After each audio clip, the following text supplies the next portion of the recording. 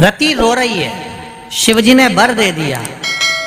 अब रति अपनी चित्त वृत्ति को धारण करती है और पति के लिए बहुत इंतजार करती है, बहुत।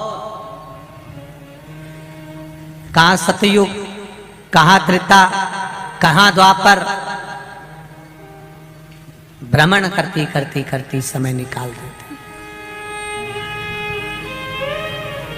समय आया, शिव महापुराण की कथा कहती है, सती मैया जो जलकर भस्म हुई थी वो हिमालय राज के घर में मैनावती के गर्भ से पार्वती के रूप में प्रकट हो गई। मैना, धन्या और कला, ये 3 पितरों की लड़कियां हैं, पितरों की बेटियां हैं, पितृलोक में रहती हैं।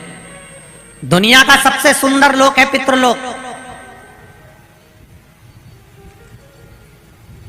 दुनिया का सर्वश्रेष्ठ लोक पितृलोक, जहां से पितर किसी दूसरी जगह जाना नहीं चाहते।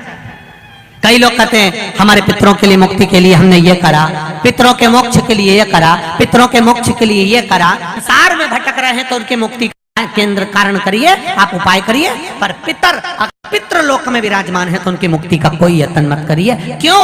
क्योंकि पितृलोक में पितृ सबसे ज्यादा प्रसन्न रहते हैं। उनसे पूछा जाए तुम्हारी प्रसन्नता का कारण क्या है, तो पितृलोक के पितृ कहते हैं जितनी देर संसार के मनुष्य शिव महापुराण की कथा में बैठते हैं, भले टीवी के सामने सुने, मोबाइल पर सुने, चाहे कथा पंडाल में बैठकर शिव महापुराण की कथा सुने, जितनी देर आप जमीन पर बैठकर आसन लगाकर कथा को श्रवण करते हो, उतनी देर तक भगवान विष्णु अपने घर के पितरों के कंधे पर हाथ रखकर पूरी शिव महापुराण की कथा को सुनते हैं।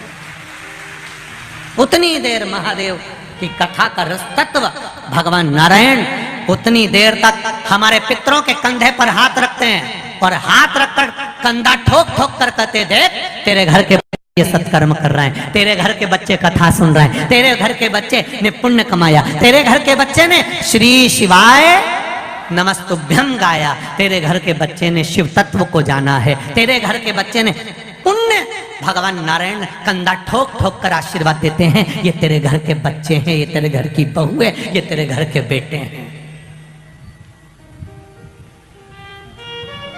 शिव कथा कह रही है, भगवान शंकर का संवाद कर रहा है। पितृलोक में पितृ संतुष्ट हैं, आनंद में। वो कहते हैं अगर मेरे घर के बच्चे सत्संग कर रहे हैं, संकीर्तन कर रहे हैं, तो मैं तो बड़ोदरा वालों को बधाई देना चाहूंगा, बड़े किस्मत वाले हो। हाँ, ये जरूर हो सकता है कि कथा स्थल ग्राउंड, क्योंकि बड़े बड़े कथा होती है, इतनी पब्लिक आती है, इतना ट्रैफिक रहता है, तो ग्राउंड थोड़ा दूर हो सकता है। पर जितने कदम चलकर आप इस शिव महापुराण की कथा तक आए हो, बड़ोदरा वालों, तुम्हारी झोली भी भाव उतनी ही जोरदार भरने लगा है। ये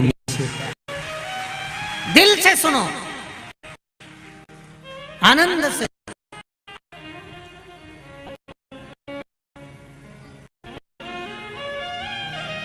भाव से शिव कथा कह रही है। भगवान शंकर का संवाद कहता है, मैना, धन्या और कला 3 देवियां बैठी थी, चली, सनकादि ऋषि को उनका चरण लग गया, वस्त्र लग गया, क्रोध में आ गए सनकादि ऋषि, श्राप दे दिया, तुम भूमि पर जाओगी। पितृलोक कौन छोड़ना चाहेगा? जब इतना सुंदर लोक है तो कौन छोड़ेगा? पर उन्हें जाना पड़ा क्योंकि श्राप लगा था,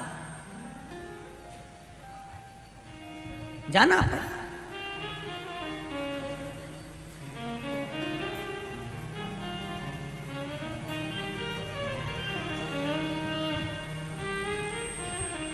एक कथा मालेगांव में भी है, महाराष्ट्र में। कई लोग पूछते हैं गुरुजी 2 मालेगांव है, एक अमरावती मालेगांव है, एक नासिक मालेगांव।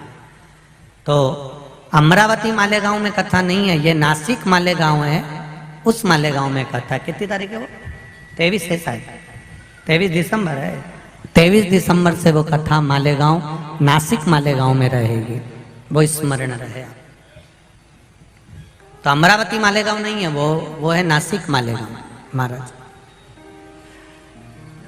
धूलिया मालेगांव बोलते हैं, नासिक मालेगांव, धूलिया मालेगांव, नासिक मालेगांव, ऐसा कुछ है उसका।